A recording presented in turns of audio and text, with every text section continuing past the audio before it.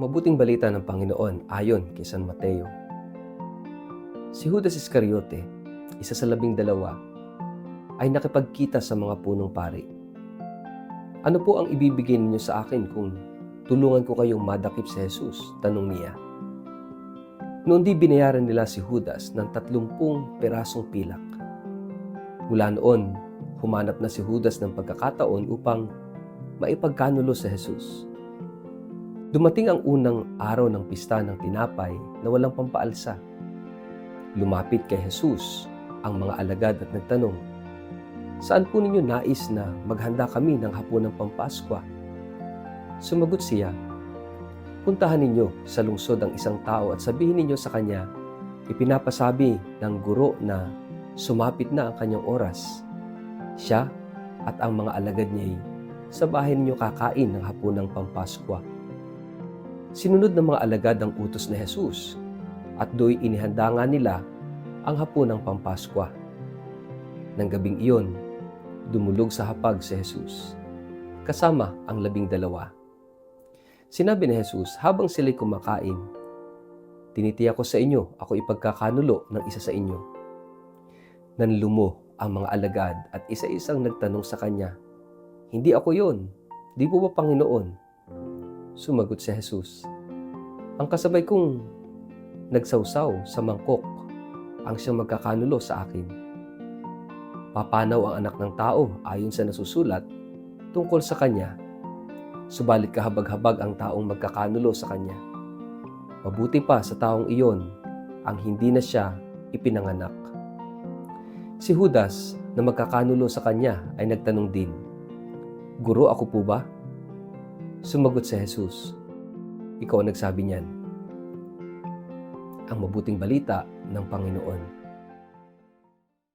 Word of the day, hear what God has to say.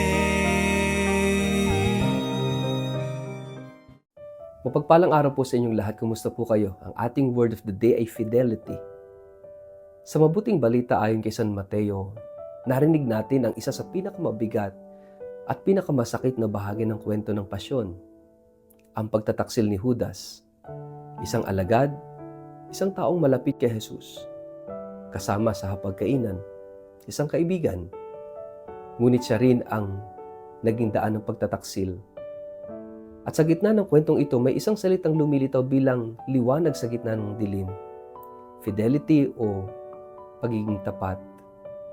Ang pagiging tapat ay hindi lamang pagiging tapat sa salita, kundi pagiging totoo sa puso, sa relasyon at sa Diyos.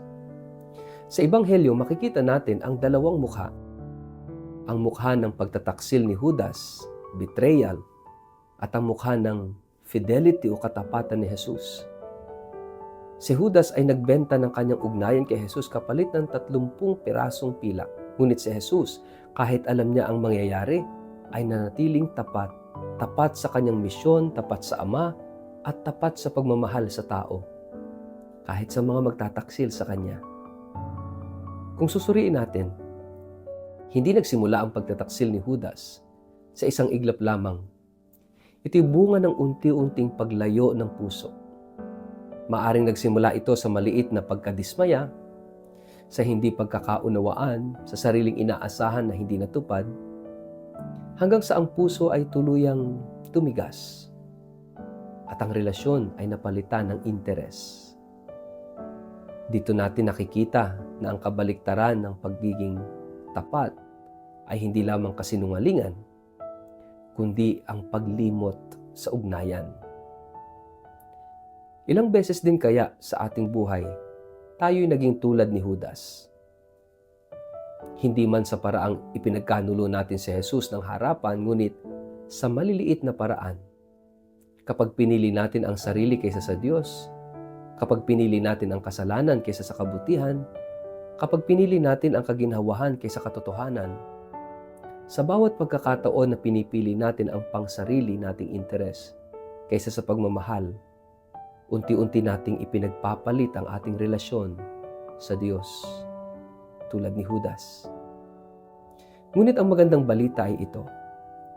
Kahit sa harap ng pagtataksil, nanatiling bukas ang puso ni Jesus. Sa hapag ng huling hapunan, kasama pa rin niya si Judas. Hindi niya ito itinaboy, hindi niya ito ipinahiya. Sa halip, binigyan niya ito ng pagkakataon, isang tahimik na paanyaya sa pagbabalik. Ito ang tunay na mukha ng pagtatapat ng Diyos. Hindi sumusuko, hindi nagbabago, at patuloy na nagmamahal. Ang tanong ngayon ay hindi lamang kung sino si Judas sa kwento, kundi sino tayo sa kwento. Tayo ba ay nananatiling tapat o unti-unti na ring lumalayo? Ang pagiging tapat ay hindi nasusukat sa malalaking desisyon lamang, kundi sa maliliit na araw-araw na pagpili. Pagpili na manalangin kahit pagod. Pagpili na magpatawad kahit nasaktan. Pagpili na magmahal kahit mahirap.